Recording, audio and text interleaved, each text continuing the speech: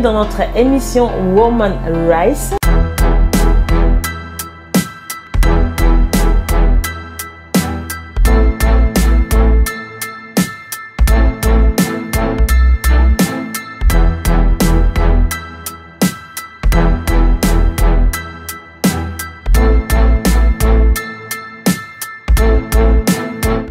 Hello guys, bonjour, Cardozo Hassan sur Cardozo Table Talk. Bienvenue dans notre émission. Mon invité d'aujourd'hui s'appelle frère Jérémie, issu d'une famille musulmane. Aujourd'hui, il va partout dans le monde pour annoncer la parole de Dieu. Il a reçu Jésus-Christ comme Seigneur et Sauveur. Mais on doit dire que le frère Jérémie n'a pas eu une vie facile. Dès sa naissance, né avec une maladie incurable, par la grâce de Dieu, il était guéri.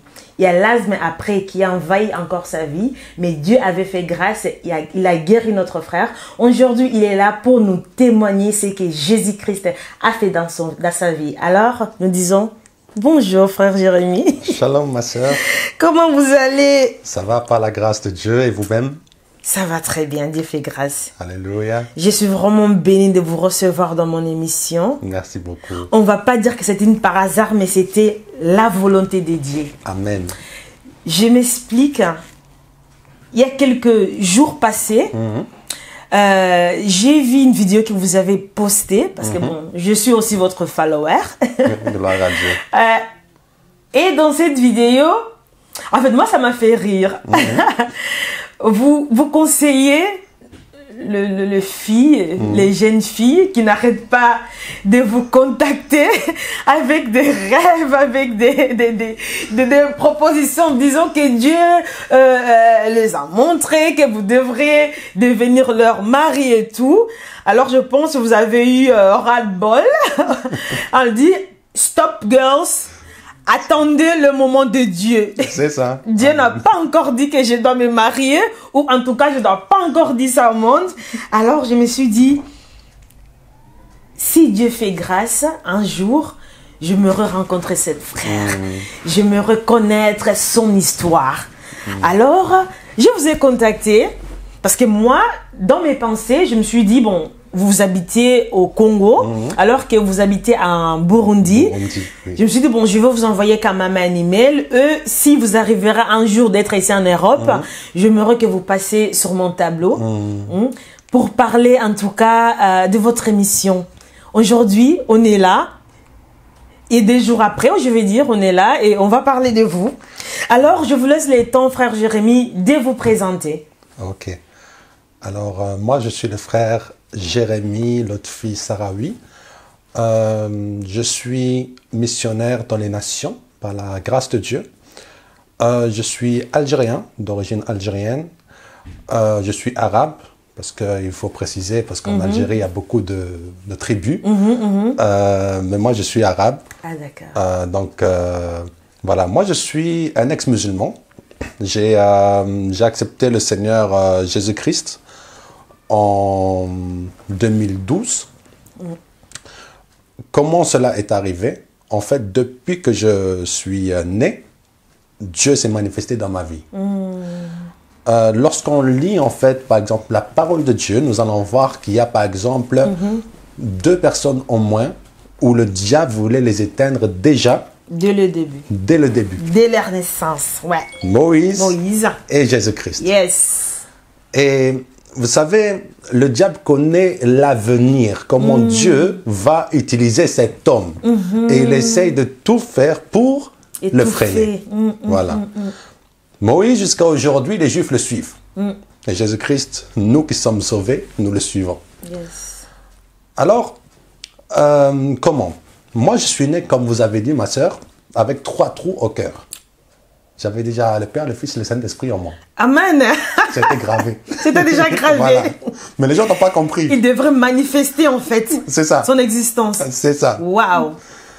Alors, ma mère est un grand médecin. Et à l'époque, c'était l'un des meilleurs médecins d'Algérie.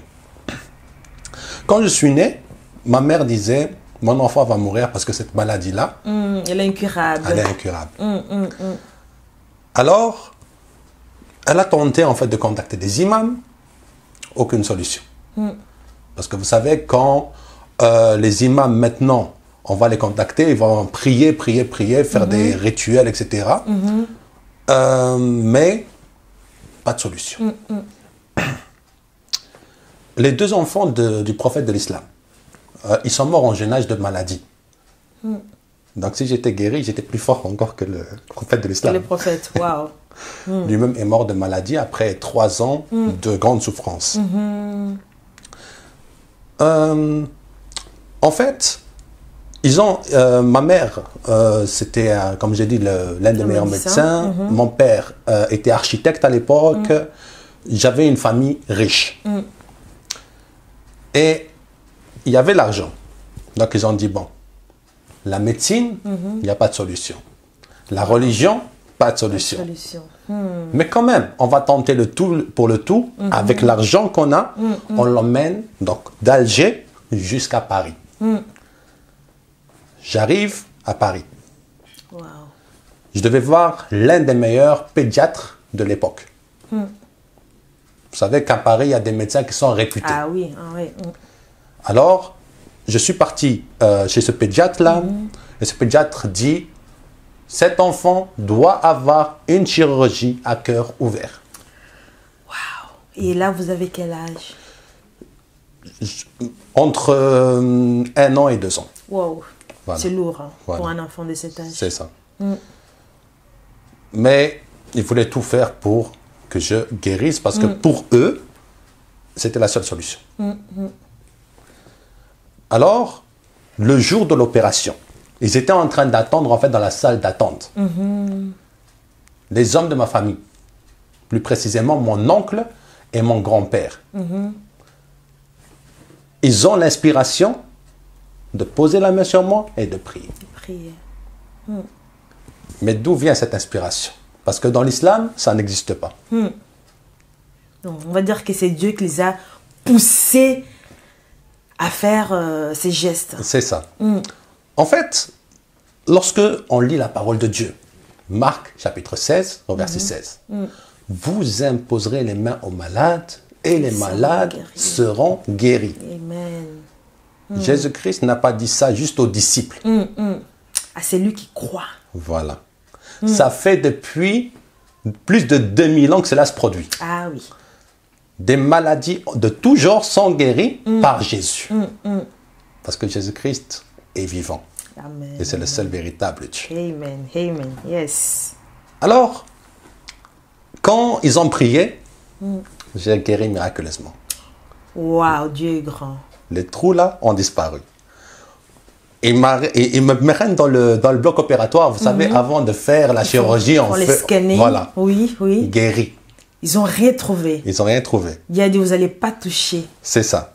Et même récemment, ça fait 1 an, je suis parti voir un cardiologue.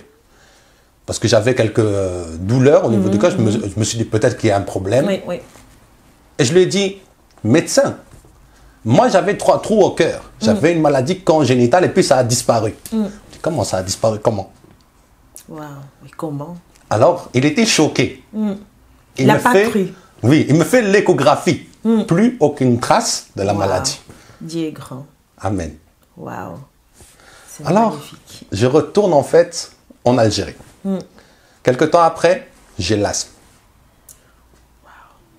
L'asthme, j'ai beaucoup souffert. Année 91, 91 jusqu'à 2002. Waouh.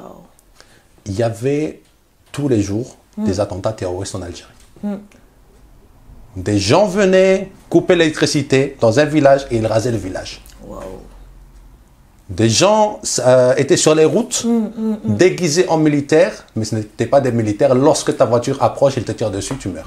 Dont des terroristes. Voilà. Wow. Des attaques à la bombe, etc., etc. Le gouvernement algérien avait pris des mesures qui étaient le couvre-feu. Le couvre-feu, en fait, en Algérie, si tu sors, tu meurs. Wow. On ne cherche pas à contrôler tes papiers. Tu sors, tu meurs. On te tire, on va dire. Voilà. Que ce soit les terroristes ou les militaires. Tu n'as pas le droit de sortir. Wow. Pourquoi? Parce que si maintenant, par exemple, ta voiture va sur la route qui a couvre-feu, ils ne savent pas si c'est un kamikaze ou si c'est une personne normale. Donc, ils sont obligés de réagir. C'est ça. Alors, c'était interdit de sortir. Wow. Mais moi, tard la nuit, je faisais des crises d'asthme. Et moi, en fait, en Algérie, j'habitais vers Tipaza. Tipaza, c'est à 1 heure d'Alger. Ah, d'accord. Les terroristes aimaient attaquer cette région. Parce qu'elle était plus près de la ville, Voilà. de la grande ville. C'est ça. Et Capitale, plus précisément, Blida. Blida, c'était à 30 minutes, 40 minutes comme ça, de là où j'étais. Donc, j'étais dans la zone rouge. La zone plus risquée, en fait. C'est ça. Ouais. Mais on faisait des voyages aller-retour la nuit et rien ne nous arrive. Vous étiez invisible. Voilà. Rien ne nous arrive. Waouh. Alors, ce n'est pas arrivé une fois, deux fois, plusieurs fois. Mais la main de Dieu était toujours là. était toujours là. Parce que si nous ne nous connaissions pas, Dieu nous connaissait déjà. Ça, c'est vrai. Amen. Waouh.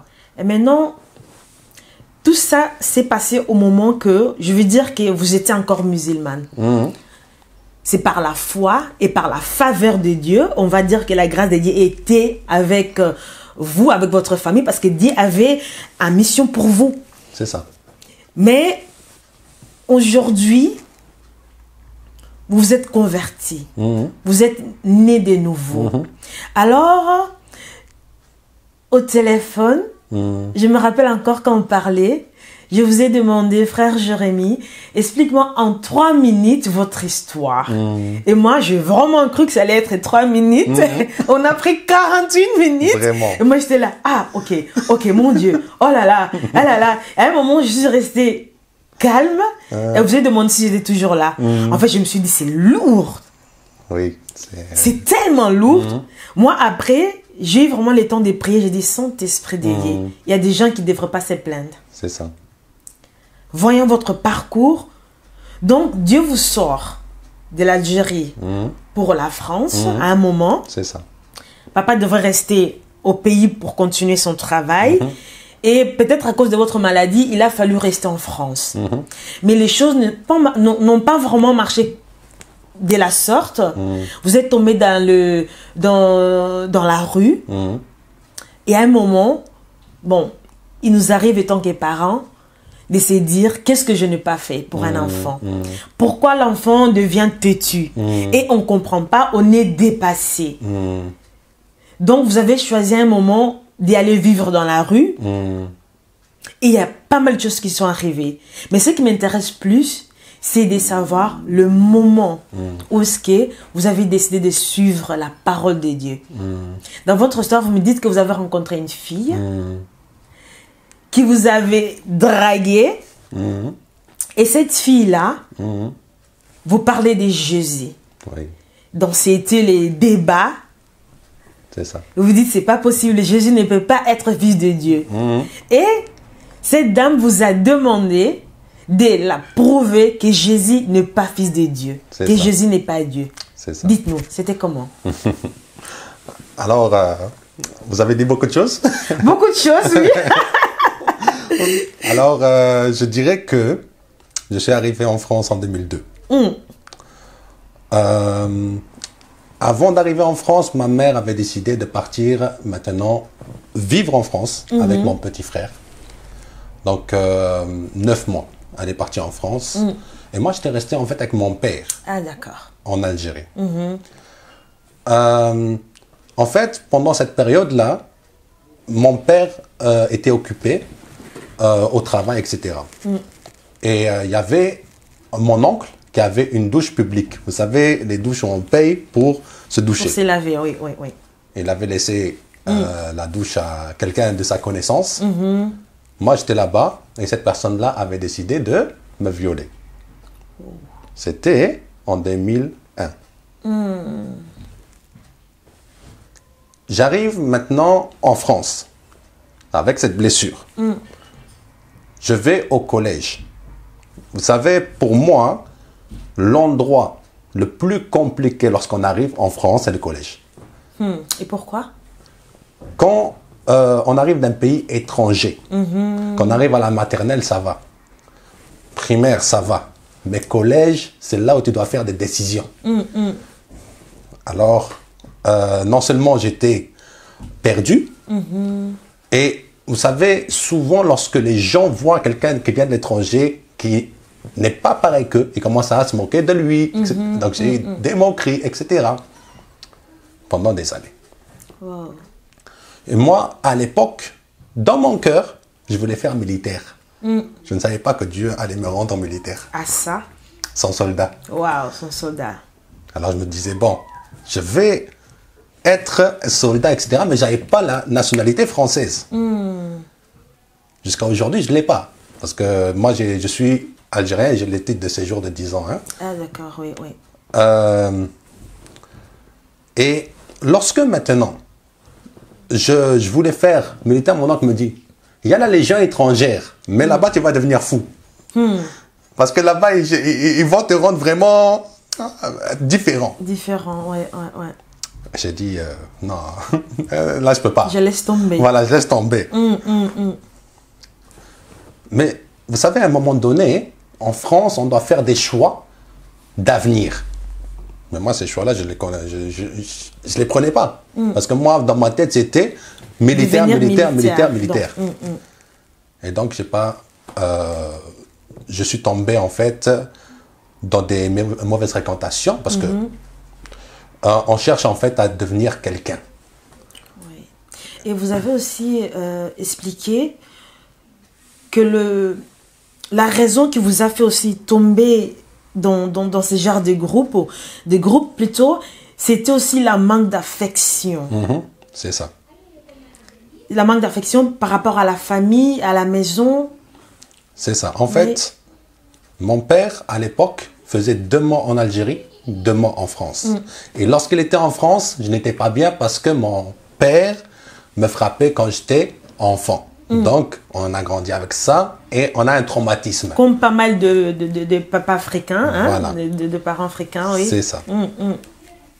Donc, dans ce traumatisme-là, lorsqu'il venait, je n'étais pas en paix. Je parlais rarement avec mon père.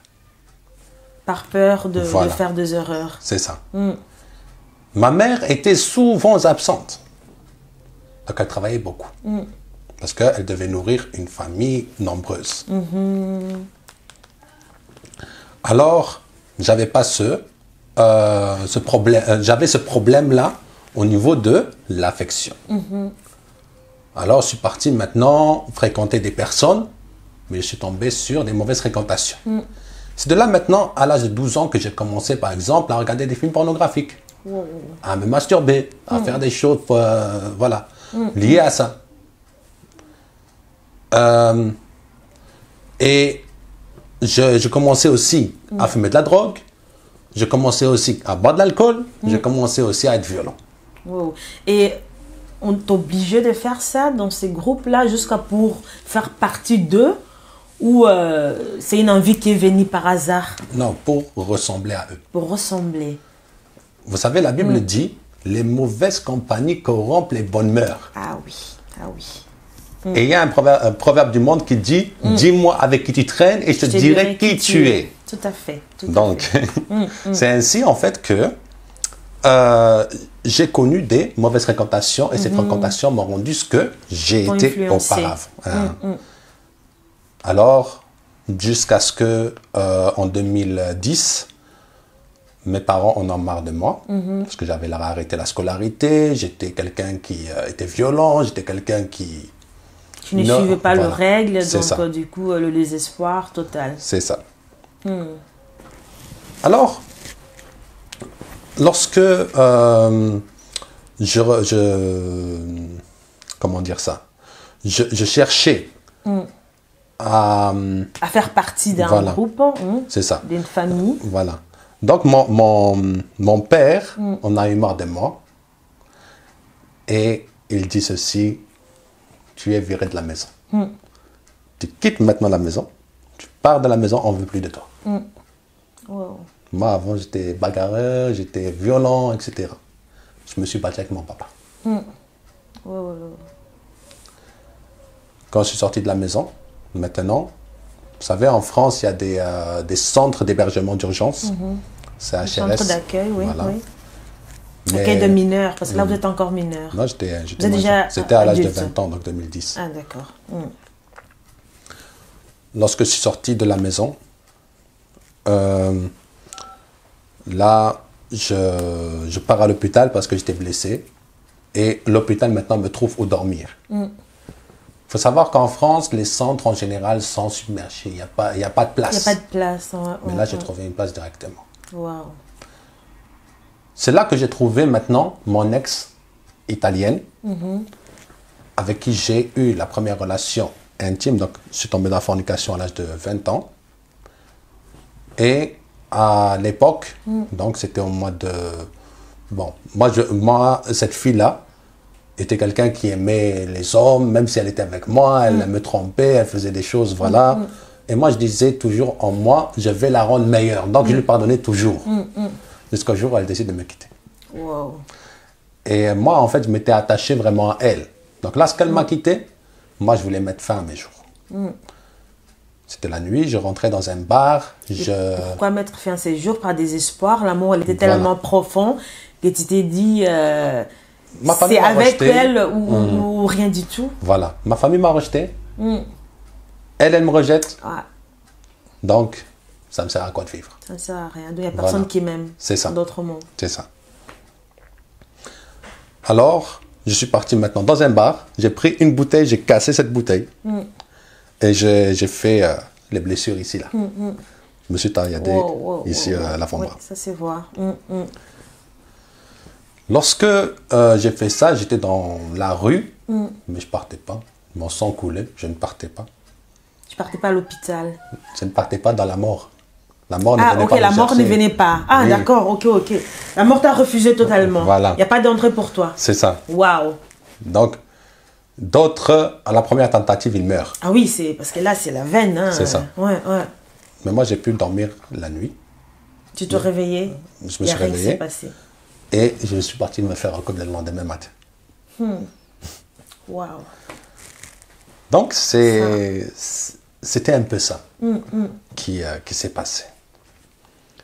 Maintenant, 2 mois après, donc on est en décembre, le jour de Noël. J'ai eu un Noël vraiment spécial en 2010. Waouh. J'étais en train de regarder la télévision au foyer où j'étais.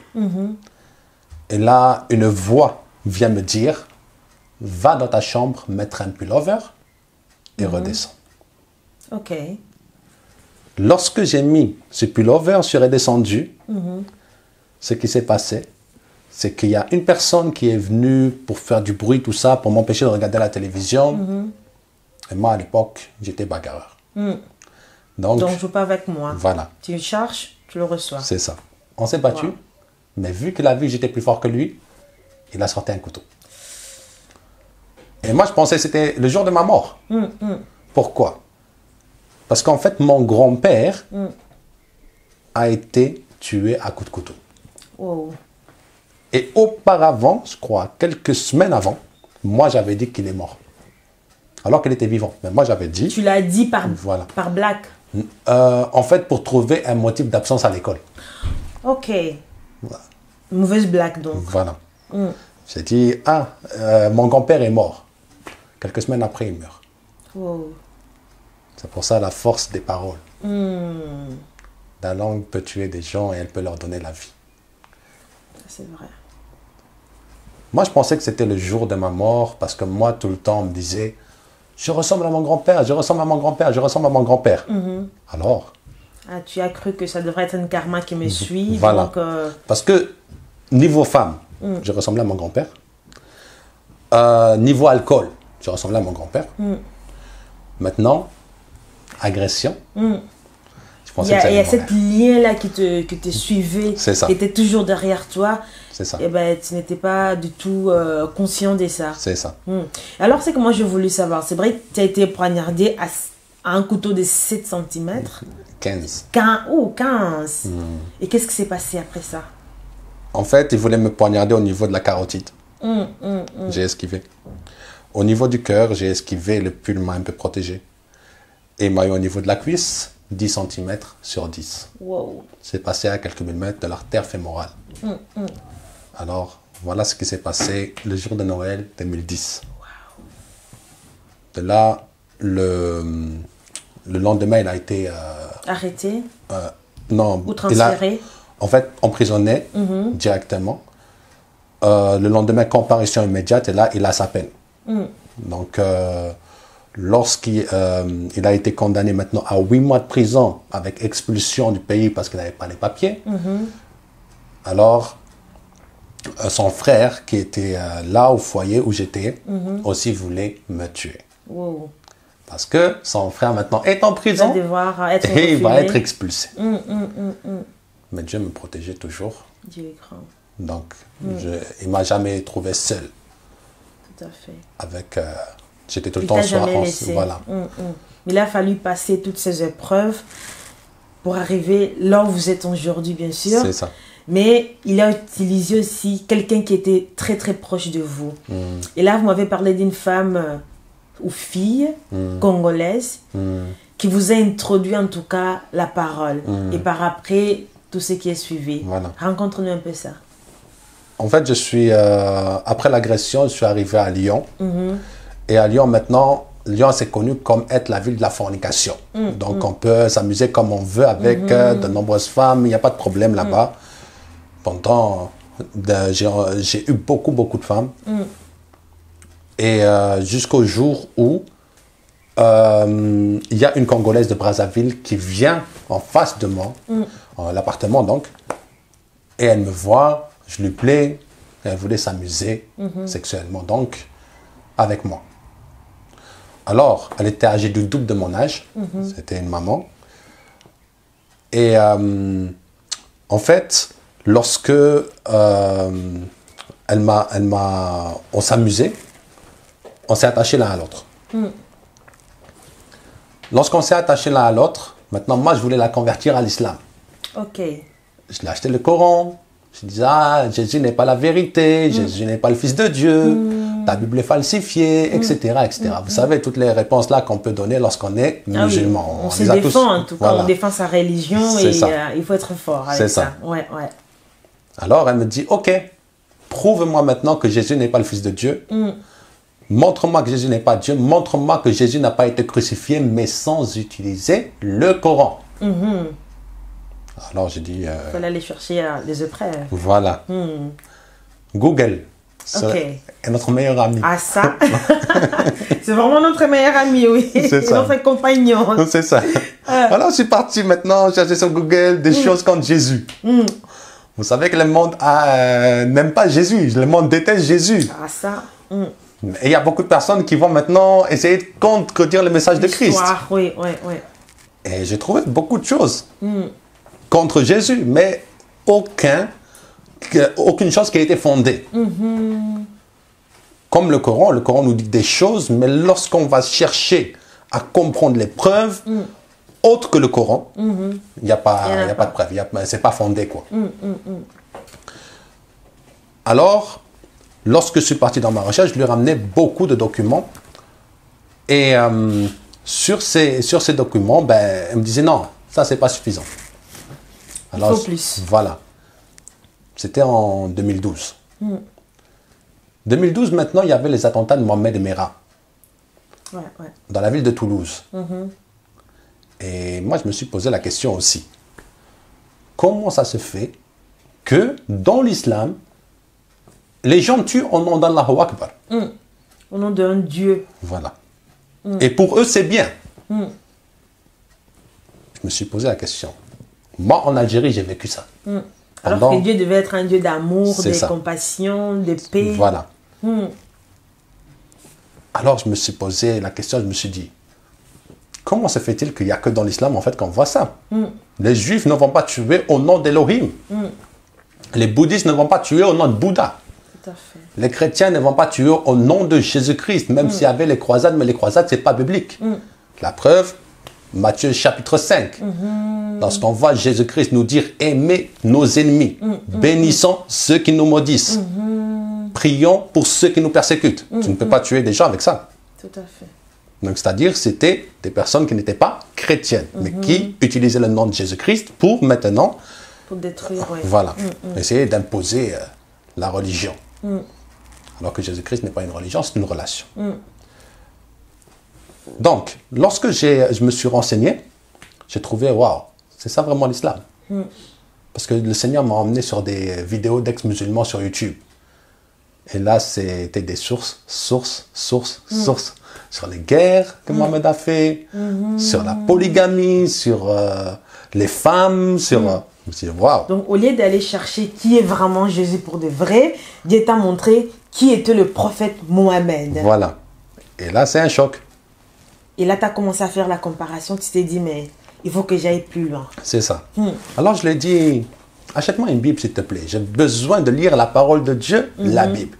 Même si, pour un musulman, c'est compliqué de lui faire lire la Bible. Mais moi, j'ai dit, fais-moi lire la Bible.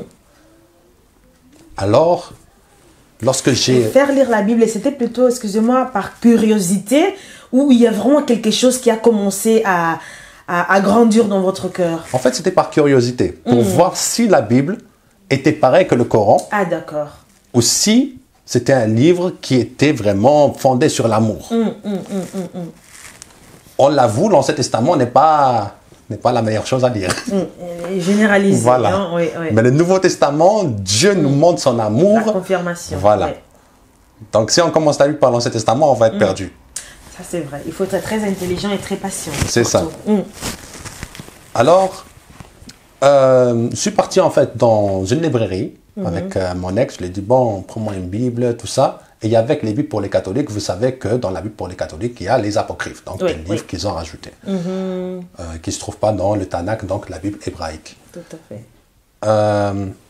Alors, dans sa recherche, elle dit non, ici, je ne peux pas te donner une Bible. Mais laisse-moi le temps, je vais faire un tour de la librairie pour voir s'il y a des Bibles que je peux t'acheter. J'ai dit ok. Je suis rentré dans le rayon religion. Et je suis tombé sur un livre qui s'appelle Jésus et Mohamed. Wow. C'est un livre en fait écrit par Marc Gabriel, un ex-imam, un ex-professeur d'islam à la plus grande université du monde islamique, Al-Azhar, qui est au Caire en Égypte. Ok. Et lui, lorsqu'on lit son livre, d'ailleurs, je t'invite ma sœur à acheter ce livre-là. Ah, vraiment, oui, il faut que tu me laisses le nom, je vais essayer de...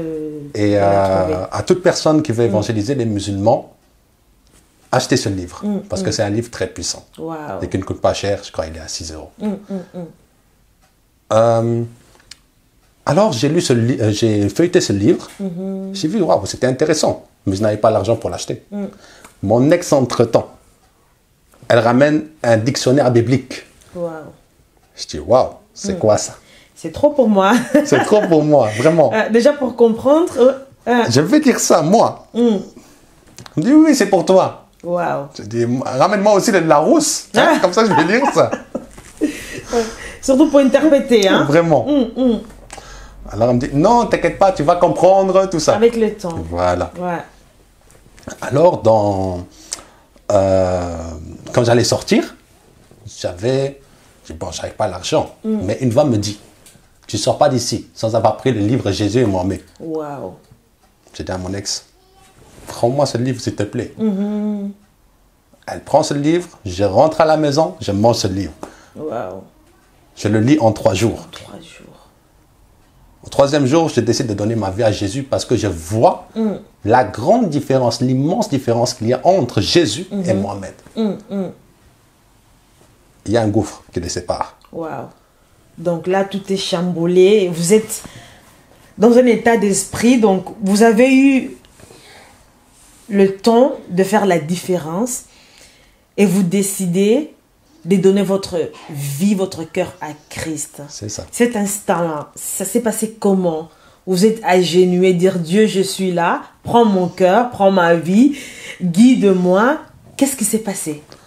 En fait, lorsque j'ai décidé de donner ma vie à Jésus-Christ, il y avait mon ex qui était là et elle a fait la prière du salut avec moi. Mon cœur s'est agenouillé devant la puissance de Jésus. Amen.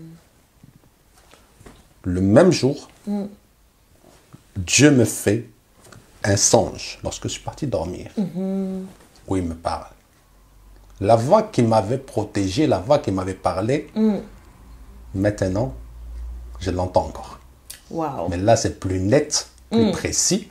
Plus clair. Voilà. Je vois la Bible ouverte et une petite bougie comme celle des catholiques qui est éclairée comme ça.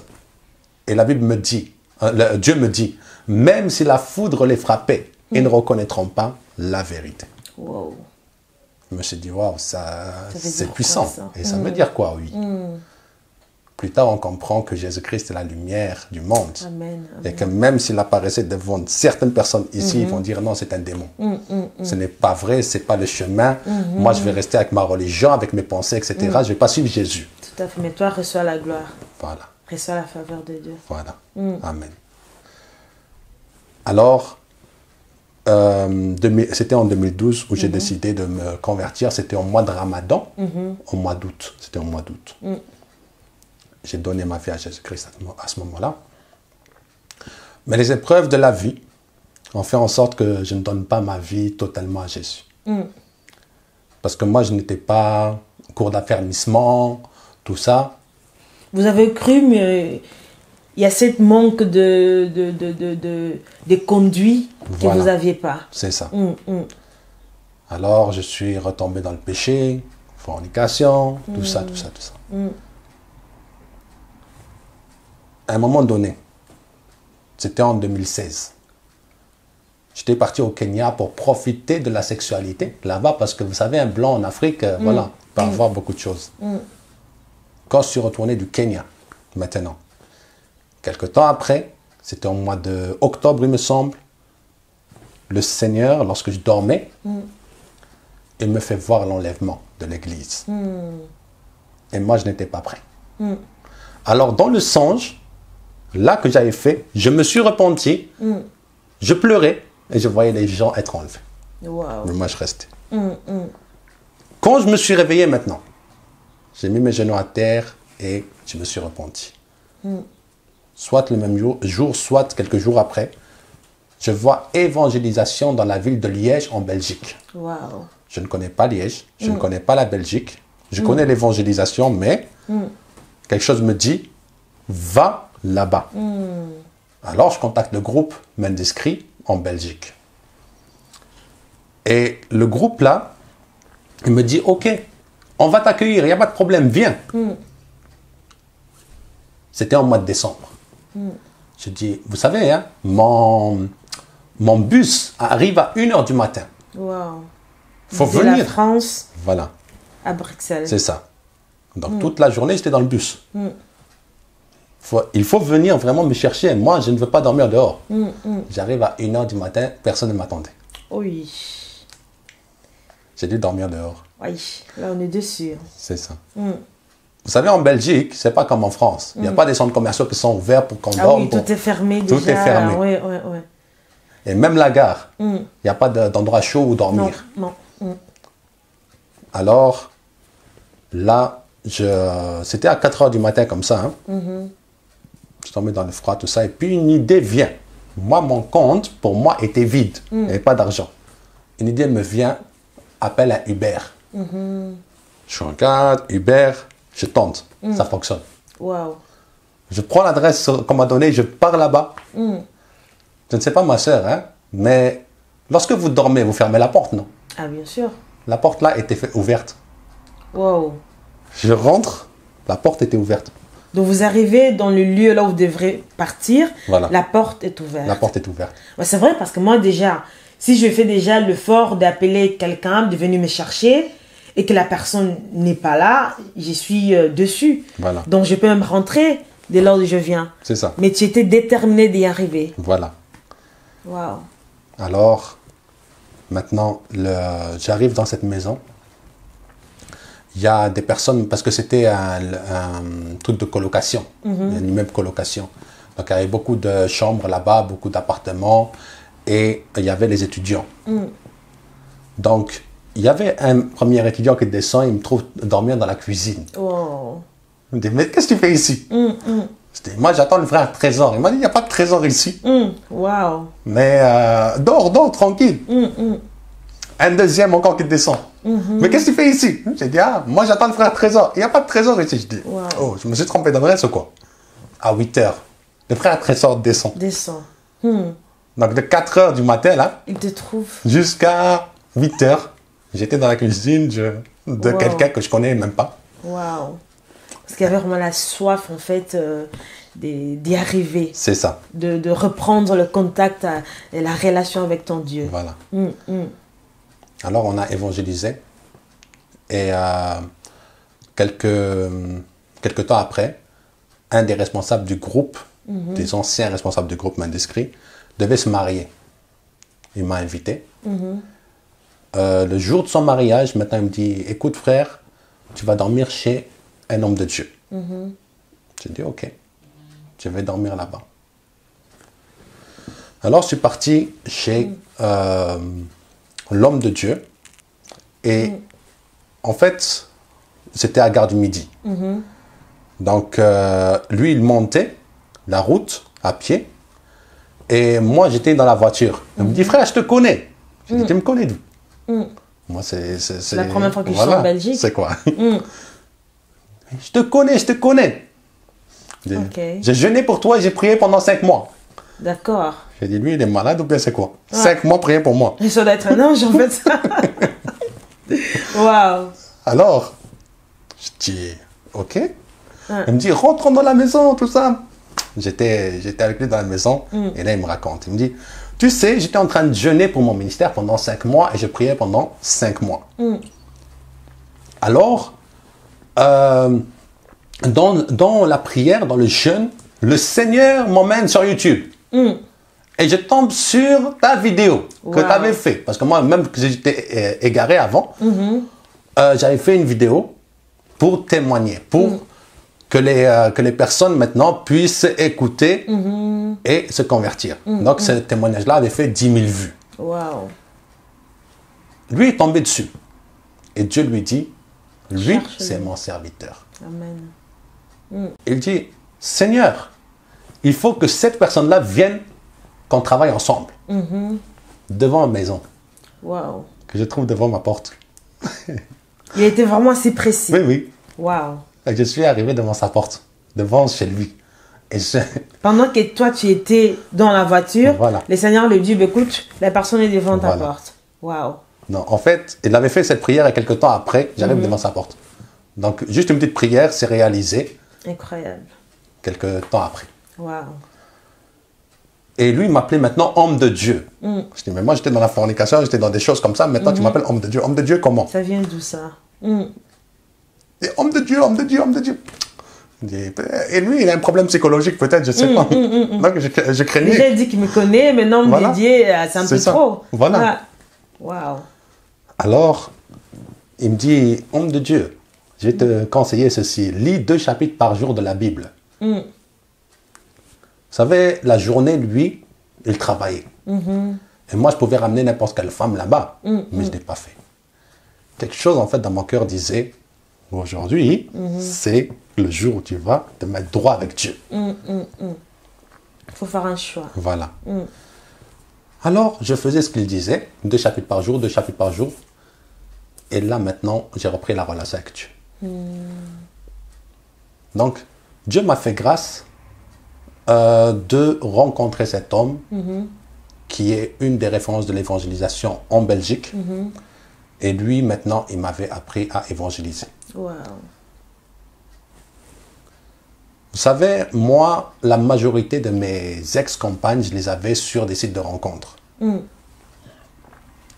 Mais lorsque, maintenant, j'avais la conviction que, voilà, j'avais péché, tout ça, et maintenant, je veux suivre Tu as Jésus, laissé l'ancienne vie. je voulais enlever maintenant les sites de rencontres.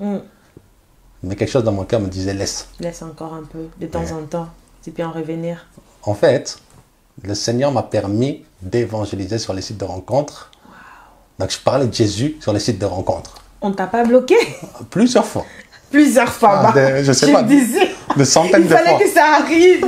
Parce que ce n'est pas leur mission, ça. Vraiment. Des centaines de fois, j'ai été bloqué là-bas. Mais je refais un compte. Je refais un compte. Continuez. Oui. Jusqu'à aujourd'hui, je suis là-bas. Je suis en train d'évangéliser sur les sites là-bas. Dieu touchera. Amen. Et peut-être qu'il a déjà touché, on ne Oui, sait pas. Plusieurs. L'essentiel, c'est de faire l'évangile et Dieu fera le reste. C'est ça. Waouh. Et lorsqu'il me voyait sur les sites de rencontres, il me dit, mais frère, qu'est-ce que tu fais ici? T'as reçu la conviction ou bien c'est quoi? Parce que moi, je connais pas tes trucs là, site de rencontre, évangélisation. Ça ne colle pas. Je dis, moi, j'évangélise ici. Wow. Jusqu'au jour où j'étais sur un site de rencontre, j'évangélise une personne. Cette personne-là décide de faire Paris-Bruxelles Wow. pour venir être formée à l'évangélisation. Dieu est grand. Là, il a cru. Il dit, waouh, toi, tu as vraiment un appel là-bas. Donc, c'est possible. Hein? C'est ça. Wow. C'est ça. Alors, cette personne-là est venue, elle a été formée. Mais le jour de l'évangélisation, le frère me dit, non, c'est à toi de la former maintenant, évangélise. Je dis, what? Je commence Moi? où? Oui. Comment? Devant tout le monde comme ça. Je dis, évangélise. Alors, vous savez, les hommes là qui ne veulent pas être ridicules devant des filles, je me lance. Wow. Je lis Jean 3,16.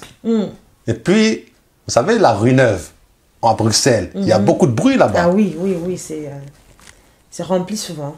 D'un coup, je dis, je suis ancien musulman. Et tout le monde Ma sœur, silence complet. regarde. Peut-être même les mouches là qui étaient en train de voler, ils ont fait, ils ont freiné. C'est chaos total. Vraiment. Ils me regardaient. Waouh, un ancien Qu'est-ce qu'il musulman. va dire? Alors c'est de là que j'ai pris goût pour l'évangélisation.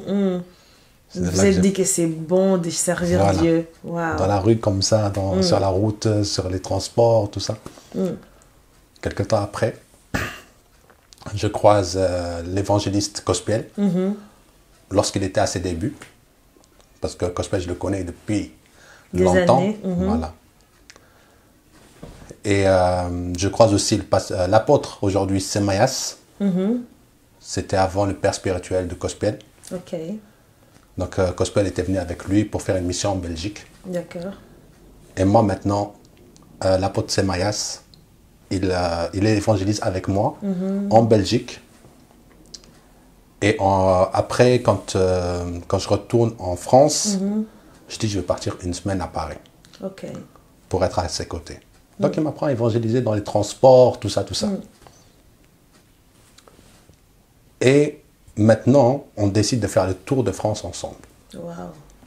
J'ai fait la Belgique aussi avec lui, j'ai fait la Suisse avec lui, j'ai fait la France avec lui. C'est comme ça que vraiment j'ai eu l'amour Les d'évangéliser. choses de Dieu. C'est ça. Ouais. On va arriver à notre deuxième épique de cette émission, mais avant tout, on va prendre une petite pause.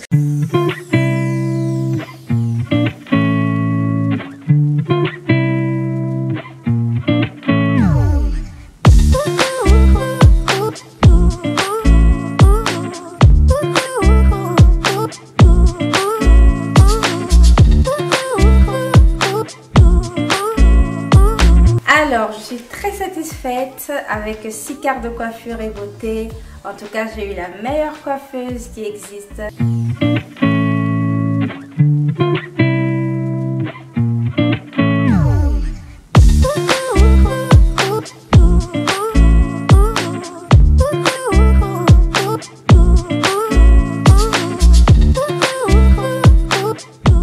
Hello guys, welcome back dans notre deuxième épique de cette émission Cardozo Table Talk. Donc comme vous le sentez déjà, l'histoire est très émouvante, très inspirante, elle motive. Donc l'histoire de frère Jérémie, elle commence depuis son bas âge, depuis qu'il était tout petit. Il était, vous avez eu beaucoup d'épreuves. Le diable n'a pas voulu vous voir là où vous êtes aujourd'hui. C'est ça. Alors, il vous a persécuté. Il était derrière vous pour éteindre l'étoile que vous aviez en vous. C'est ça. Mais vu que Dieu avait une mission pour vous, il vous a gardé. Amen. Même au moment que vous étiez encore inconscient de son vraie existence. C'est ça. De votre pays qui est L'Algérie. l'Algérie. Il vous fait venir en France. De la France, aujourd'hui, on parle de frère Jérémie en Burundi. Et moi, je me demande, ok, si c'était en France ou en Belgique ou en Algérie, j'allais comprendre. Burundi, d'où vient cette idée? Comment vous êtes atterri là-bas? Alors, le Burundi, il faut savoir que c'est le seul continent, le seul pays du monde qui a la forme d'un cœur. Waouh, ok. D'un cœur J'ai jamais humain. su ça. Parce que vous allez sur Google, vous allez voir que le Burundi a la forme d'un cœur humain. Waouh. L'Afrique, comme je l'ai dit, j'étais déjà en Afrique auparavant et j'ai aimé ce continent. Alors, lorsque j'ai eu par l'apôtre Semayas la révélation que je devais maintenant m'installer en Afrique, parce que lorsque je faisais des voyages missionnaires avec lui, il me disait, lorsque tu parles de l'Afrique, tes yeux brillent. Waouh. Toi, non seulement tu vas épouser une Africaine, Ok. mais aussi, tu vas maintenant habiter là-bas. Tu vas faire la mission là-bas. Waouh, waouh, waouh. Parce que moi, j'ai toujours aimé les Africaines, quoi. Et ils savaient par rapport à ça. Mais, j'ai toi, tu vas habiter là-bas. Mais sauf que tu ne savais pas où, et Voilà. quand, et comment. Je ne savais pas quand, je ne savais pas où. Et plusieurs années après, j'ai à cœur de me rendre en Afrique. C'était en 2019. Moi, j'avais fait l'émission avec Semayas en 2017. Maintenant, lorsque Dieu me donne l'Afrique, donc je dis, bon, il faut trouver un pays en Afrique pour partir maintenant, pour faire la mission. Je vais sur Internet, je recherche plus pauvre pays du monde, un truc du genre, pour voir comment je vais me débrouiller là-bas pour s'en sortir, voilà. en fait. Est-ce que vous avez aussi le temps de prière, de demander les instructions de Dieu? C'est ça. Ouais. En fait, moi, je fonctionne avec la conviction. Donc, lorsque j'ai la conviction par rapport à quelque chose, je le fais. Dieu m'a toujours parlé ainsi. Waouh. Même quand j'étais musulman, conviction, je fais. Tu fais, ouais. Sans la conviction, je ne serais pas là où je suis aujourd'hui. Ah, ça. Alors, je suis parti maintenant chercher et je suis tombé sur Burundi. Plus pauvre pays du monde. Je dis, ok, je vais partir là-bas, c'était en 2019. Je vais là-bas. Dieu m'a ouvert les portes, vraiment. Je fais des émissions de télé, des émissions de radio. Les églises m'invitent. Gloire à Dieu. Alors, lorsque j'étais en train d'évangéliser aussi au Burundi, dans la rue, on appelle ça évangélisation explosive, là-bas. Donc, avec le micro, dans la rue, tout ça. J'ai vu une chose. Les gens là-bas sont assoiffés de Dieu. Waouh. J'évangélise 1 minute seulement. Je suis entouré par 40 personnes Waouh. qui veulent vraiment entendre le message de l'évangile. Et quand je prie, il y a des miracles, Waouh. des guérisons, des personnes qui sont délivrées, comment dire, des gens tellement assoiffés. Vous voyez les tracts. Ici, là, on peut partir à Bruxelles, rue Neuve, avec 1000 tracts. Ça va peut-être rester. Pendant 3 heures, 4 heures, 5 heures. Là-bas, 1000 tracts disparaissent en 20 minutes. Waouh. Les gens ont tellement la soif de Dieu. J'ai aimé ce pays. Magnifique. Alors, je retourne maintenant quand j'ai fini les 3 mois. Mais quelque chose me dit, il faut aller habiter là-bas. Waouh. Il y a eu le corona qui est venu maintenant déranger parce que moi, je voulais partir en 2020 pour habiter au Burundi. Définitivement là-bas. Voilà. Ouais, ouais. Mais le corona est venu, donc ça a dérangé par rapport aux aéroports, par rapport voilà, beaucoup de choses. Oui, fait. l'administration C'est et ça. tout était en arrêt. Voilà. Ouais, ouais, ouais. Et moi, j'avais aussi un problème avec ma carte de séjour. Donc, 10 ans, c'est que la préfecture a mis 6 mois pour maintenant Pour me vous donner répondre. un rendez-vous déjà. Oh, déjà. Ouais. Donc, j'ai dit, il faut que je refasse d'abord cette carte avant de quitter. Donc, vous étiez bloqué. Voilà. Ouais. 2021, je vois, la France a permis maintenant, a ouvert les aéroports. Le Burundi a ouvert les aéroports. Je prends mon billet, je pars. Waouh. Pour toujours. Voilà. Et maintenant, c'est que moi, je voulais comprendre, frère Jérémie. C'est vrai que là, je comprends que vous êtes en mission. C'est Hein, ça. vous êtes un missionnaire. Mais est-ce que Dieu vous a précisément dit dans quel domaine spirituel que vous devrez plus vous exercer? En fait, Dieu m'a montré les dons. Comme chaque personne, on a des dons, des talents. Tout à fait. Alors, les dons que Dieu m'a montrés, c'est l'évangélisation, c'est la guérison, c'est la délivrance. Alors oui, le Seigneur m'a utilisé et continue de m'utiliser dans ces domaines-là. Wow. Quand je suis arrivé au Burundi, en 2021, je ne savais pas qu'est-ce qui s'organisait là-bas. Il y a un pasteur qui m'avait invité au Burundi. Il me dit, en mois d'août, on fait une croisade et tu es l'orateur principal. Wow. Ok. J'ai dit, what? Donc, il fallait se préparer. Hein? J'ai dit, moi, orateur principal, j'ai jamais fait de croisade de ma vie. C'est chaud. Hein?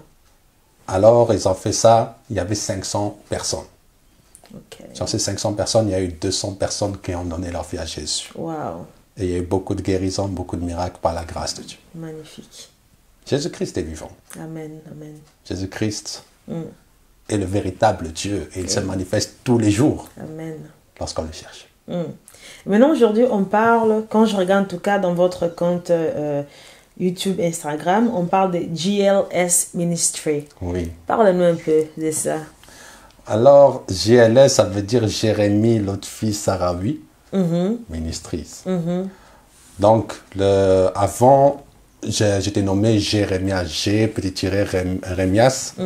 Mais en fait, le Seigneur m'a mis à cœur de mener maintenant le ministère GLS Ministries. Mon papa spirituel, le pasteur Marcel Otunati, a prié pour moi pour cette mission du Burundi. Et il a reçu aussi à cœur que je devais être là-bas au Burundi. Wow, ok. Donc voilà, le Seigneur vraiment m'a appelé dans un continent qui a la forme d'un visage, parce que l'Afrique a la forme d'un visage, qui regarde Madagascar, et non, pas n'importe où, dans le cœur de ce même continent. Wow, Dieu est bon, il est grand. Mais quand j'attends le témoignage de frère Jérémie, j'ai envie jusqu'à de demander, parce que c'est vrai que vous avez vécu pas mal de choses, surtout dans la jeunesse. Si vous aviez un conseil à donner à un jeune homme, jeune garçon qui vous regarde, ça serait lequel? Jésus-Christ a dit ceci. Venez à moi, vous tous qui êtes fatigués et chargés, et je vous donnerai du repos. Amen. Jésus-Christ dit aussi, je suis le chemin, la vérité et la vie. Pas l'un des chemins comme certaines religions essayent de le faire croire. Il est le chemin, la vérité et la vie. Et nul ne va au Père sans passer par Jésus-Christ. Yes. Pourquoi Jésus-Christ n'est pas quelqu'un d'autre? Jésus-Christ est le seul et unique qui est venu sur terre, qui n'a jamais péché. Yes. Qui a été tenté en tout, mais qui n'a pas succombé au plan de l'ennemi. Yes. Jésus-Christ est celui qui, tellement il nous a aimés, il a porté nos péchés à la croix. Yeah. Jésus-Christ est celui qui a vaincu la mort. Bouddha est mort. Mohamed est mort. Moïse est mort. Mais Jésus-Christ est vivant. Pour toujours. Pour toujours. Amen. Jésus-Christ est le véritable Dieu, venu par amour pour sa création en tant qu'homme, parce qu'il devait se faire homme parmi les hommes pour sauver les hommes. Amen. Alors, Jésus-Christ est venu, il a pris maintenant nos fardeaux, il a pris maintenant nos malédictions, il a pris maintenant nos maladies, etc. Nos problèmes. Et il nous montre maintenant le chemin à suivre. Yes. Si tu veux être dans la lumière, accepte Jésus-Christ comme ton Seigneur et Sauveur personnel. Amen. Et Jésus-Christ va te rendre une nouvelle personne. Gloire à Dieu. Jésus-Christ sort les personnes qui sont dans les ténèbres. Jérémie était le pire de la famille. Mais Dieu a fait de moi ce que je suis aujourd'hui. Amen, amen. C'est la grâce. C'est la grâce, incroyable. Laisser tout derrière lui. C'est ça. Même sa famille. C'est ça. L'argent. C'est ça. L'héritage. C'est ça. La communauté. C'est ça. Pour suivre une seule chemin. Amen. Celle de Jésus-Christ. Que Dieu soit loué en tout cas pour ça. Amen. Waouh, il est grand. Avant de terminer notre émission, je voulais vous demander vos coordonnées parce que je suis sûre qu'il y a des milliers de gens qui vont vouloir vous contacter, je vais dire, au niveau de l'Afrique ou peut-être même ici en Europe. Comment est-ce qu'on peut rentrer en contact avec frère Jérémie? Alors, il y a la chaîne Instagram qui est JLS Ministries. Il y a la chaîne TikTok du même nom. Donc, vous pouvez me contacter par ces moyens-là. Waouh, c'est magnifique. Est-ce que vous avez un dernier mot à dire ou un conseil à donner? Je vous laisse la place. Je vais simplement faire 2 appels. Alors, le premier appel, c'est si tu n'as jamais donné ta vie à Jésus-Christ et que aujourd'hui tu veux donner ta vie à Jésus-Christ, je t'invite aujourd'hui à faire cette prière avec moi. Ne repousse pas ton salut pour demain. Car si maintenant tu meurs, l'ennemi aura gagné. Yes. Car malheureusement pour toi, c'est une éternité au loin de Dieu qui t'attend. Alors toi maintenant qui as été touché par ce témoignage, qui a dans ton cœur cette envie de connaître Jésus-Christ, je t'invite à prier avec moi. Répète après moi ces quelques mots. Seigneur Jésus-Christ, aujourd'hui, je crois en toi. Aujourd'hui, je déclare que tu es mon sauveur et Seigneur personnel. Seigneur Jésus-Christ, je te prie maintenant de me laver, de me purifier par ton sang. Car ton sang est capable aujourd'hui de me libérer de tous les péchés, de me libérer des emprises démoniaques dans ma vie. Seigneur Jésus-Christ, je crois que tu es ressuscité après 3 jours. Et par conséquent, moi qui étais mort dans les péchés, aujourd'hui je ressuscite par toi. Amen. Je dis non à Satan et oui à Jésus. Yes. Cher Saint-Esprit, viens habiter en moi et dirige-moi dans toute la vérité. Au nom de Jésus, Amen, Amen, Amen. Amen, amen, amen. Gloire au Seigneur, gloire au Seigneur. Deuxième appel, je vais prier pour les malades. Yes. Si tu es malade, je vais maintenant te demander de poser la main là où tu as mal. Et si tu as mal à plusieurs endroits, de poser ta main sur la tête. Jésus-Christ, comme j'ai dit dans mon témoignage, m'a guéri, même dans l'islam. Il est passé par là pour prouver qu'il est le véritable Dieu et qu'il n'est pas dans les paroles seulement, mais dans les preuves, dans la manifestation de la puissance. Yes. Il n'y a aucun nom de maladie qui peut surmonter le nom de Jésus-Christ. Amen. Et aujourd'hui, j'aimerais prier pour toi. Seigneur Jésus-Christ, voici mes frères et mes sœurs qui regardent cette vidéo. Je te prie au nom de Jésus, maintenant de guérir maladie. Je t'ordonne maintenant de quitter ces corps. Au nom de Jésus, tu quittes ces corps totalement, tu libères ces corps. Je proclame maintenant la guérison totale au nom de Jésus. Toute douleur disparaît et ne revient plus jamais. Stérilité, tu pars au nom de Jésus. Tumeur, tu dégages de ces corps au nom de Jésus. Je proclame maintenant toute maladie incurable est chassé de ses corps au nom de Jésus. Au nom de Jésus-Christ. Merci Seigneur Jésus-Christ pour ta guérison. Merci Seigneur Jésus-Christ parce que tu manifestes encore une fois ta puissance. Merci Seigneur Jésus-Christ pour les témoignages qui vont avoir lieu par ces personnes qui ont été guéries. Amen. Au nom de Jésus. Amen. Amen, amen, amen, amen. Waouh, waouh, waouh, frère Jérémie. En tout cas, des mots sont très courts, très faibles pour vous dire merci. Merci à vous. Merci déjà d'avoir répondu à notre invitation. Merci d'avoir passé votre témoignage sur notre plateau Cardozo Table Talk. De la façon que Dieu fait ces choses, on ne sait pas. Parce que je ne pourrais jamais imaginer que vous étiez en Belgique. Mais je suis content et je dis merci Saint-Esprit, lui qui m'a inspiré, Amen.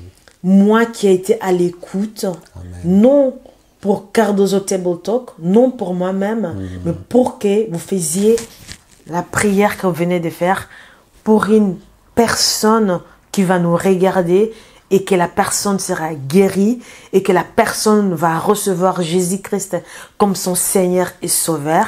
C'était vraiment le but de cette émission. Alors de tout cœur, merci. Merci à toi. Merci à Saint-Esprit. Merci à notre Dieu. Que Dieu vous bénisse. Amen. Bon retour en tout cas. Merci. Pour Burundi. Merci. Nos salutations à nos frères et sœurs là-bas. En tout cas, si Dieu le veut, un jour, nous allons venir vous visiter. Karibu sana. Karibu sana. Accent sana baba. Mesdames et messieurs, nous sommes arrivés à la fin de notre émission Cardozo Table Talk. Comme vous avez suivi, c'était une histoire, pas seulement une histoire, mais un témoignage qui a commencé de la naissance et qu'aujourd'hui, notre frère est devenu missionnaire pour l'évangélisation de la parole de notre Seigneur Jésus-Christ. Comme il a fait dans la vie de frère Jérémie, il peut aussi le faire dans ta vie. Peu importe ce que vous avez vécu, peu importe la maladie que vous avez, peu importe le passé que vous avez, mais Jésus-Christ vous aime. Il est à la porte de votre cœur. Il frappe. Il vous suffit jusqu'à dire, Jésus, j'accepte. Guide-moi. Alors vous allez voir le miracle de la forme que Dieu a préparée pour vous. Que Dieu vous bénisse. À la prochaine. Cardozo Table Talk. Merci beaucoup.